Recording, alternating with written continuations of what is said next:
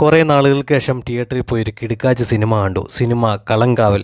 Return directed by Jithin K Jose. Mammootty നായകനായി Mammootty company നിർമ്മിച്ച സിനിമയാണ് കളങ്കാവൽ. എൻ്റെ പൊന്നെ എന്നാ സിനിമയാണെന്നറിയാവോ.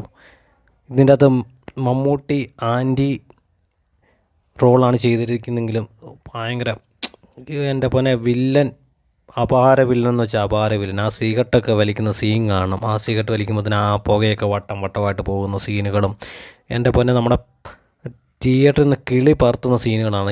ഇൻ്റർവെല്ലിൽ ആ ട്വിസ്റ്റൊക്കെ തുടക്കത്തിൽ നാഗർകോവിലാണ് കാണിക്കുന്നത്. ഒരു കേസ് തമിഴ്നാട്ടിലാണെങ്കിൽ ഒരു കേസ് കേരളത്തിൽ, അങ്ങനെ മാറിയാണ് കേസുകൾ വരുന്നത്. വിനായകൻ പോലീസ് ഓഫീസറായിട്ടാണ്. പുള്ളി സിവിൽ ഡ്രസ്സിൽ പോലീസ് സ്പെഷ്യൽ ഇൻവെസ്റ്റിഗേഷൻ ടീം അതുപോലൊരു റോൾ ചെയ്യുന്നൊരു കഥാപാത്രമാണ് വിനായകൻ അസലായിട്ട് ചെയ്തിട്ടുണ്ട് പടം. മമ്മൂട്ടിക്ക് അടുത്ത സ്റ്റേറ്റ് അവാർഡ് ഉറപ്പായി സിനിമയിൽ.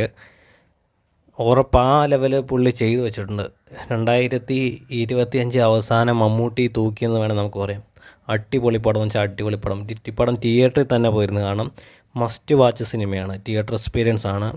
എന്നാൽ ഈ പ്രായത്തിൽ ഇതൊക്കെ എങ്ങനെ ചെയ്യാൻ പറ്റുന്നതെന്നാണ് ആലോചിക്കുന്നത്. 74 വയസ്സുള്ള മനുഷ്യനല്ലേ. ആ മനുഷ്യൻ്റെ അവസാനത്തെ ആ വിനായകനുമായിട്ടുള്ള ഫൈറ്റ് അതൊക്കെ നമുക്ക് വണ്ടടിച്ചു പോകും. ശരിക്കും മമ്മൂട്ടി ഒരു വില്ലൻ റോൾ ചെയ്യുമ്പോഴത്തേന് അവസാന നിമിഷം മമ്മൂട്ടിക്ക് അനുകൂലമായിട്ടാണ് വരേണ്ട സിനിമ. പക്ഷേ ഈ സിനിമ അങ്ങനെയല്ല. നേരെ തിരിച്ച് വിനായകനെ തന്നെ സപ്പോർട്ട് ചെയ്യുന്ന രീതിയിൽ തന്നെയാണ് പടം എൻഡ് ചെയ്തേക്കുന്നത്. അതാണ് സംവിധായകൻ്റെ ആ ഒരു മിടുക്ക്. പുള്ളിയെ സമ്മതിക്കണം. ഈ ലെവൽ കഥകളൊക്കെ വേറെ ഒരു ഇന്ത്യൻ സിനിമയിൽ വേറൊരു നടനും ഇതുപോലെയുള്ള കഥകളൊന്നും സെലക്ട് ചെയ്യാൻ ചാൻസ് ഇല്ല. ആ ലെവൽ ഡെഡിക്കേഷനാണ് പുള്ളിയുടെ. ഈ ഡെഡിക്കേഷൻ കാരണമാണ് പുള്ളിക്ക് വെറൈറ്റി കഥകൾ കിട്ടുന്നത്. അതായത് നമുക്ക് ക്ലീഷ എന്ന സംഭവം ഇല്ല പുള്ളിയുടെ പടത്തിൽ. പുള്ളി ഓരോ സ്റ്റോറി സെലക്ട് ചെയ്യുമ്പോഴും വെറൈറ്റീസാണ് പുള്ളി നോക്കിക്കൊണ്ടിരിക്കുന്നത്. അതിൻ്റെ അകത്ത് പുതിയ ആൾക്കാരാണോ പഴയ ആൾക്കാരാണോ എന്ന് നോക്കുന്നില്ല. അതിനുള്ള റിസൾട്ടാണ് ഈ സിനിമ തന്നെ അതിന് ഉദാഹരണമാണ്. നാളെ നമ്മൾ പുള്ളിയുടെ അടുത്തൊരു കഥയായിട്ട് ചെല്ലുവാണെങ്കിൽ പുള്ളി ഉറപ്പായിട്ട് ഓക്കെ പറയും.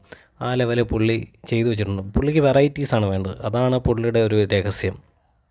ഈ സിനിമ തിയേറ്ററിൽ പോയി കാണാത്തൊരു മസ്റ്റായിട്ട് തിയേറ്ററിൽ പോയി കാണുക. അടിപൊളി പടം വെച്ചാൽ അടിപൊളി സിനിമയാണ്. തിയേറ്റർ എക്സ്പീരിയൻസ് സിനിമയാണ്. ഒന്നും പറയാനില്ല. 100 മാർക്ക് കൊടുക്കുക. അത്രയും പെർഫെക്റ്റ് സിനിമയാണ് കളങ്കാവൽ. അതിലൊരു അപ്പീലും ഇല്ല. അപ്പോൾ അടുത്ത വീഡിയോ ആയിട്ട് കാണുന്നവരെ നന്ദി, നമസ്കാരം. ഈ ചാനൽ സബ്സ്ക്രൈബ് ചെയ്യുക, ഷെയർ ചെയ്യുക, ബെൽ ബട്ടൺ അമർത്തുക.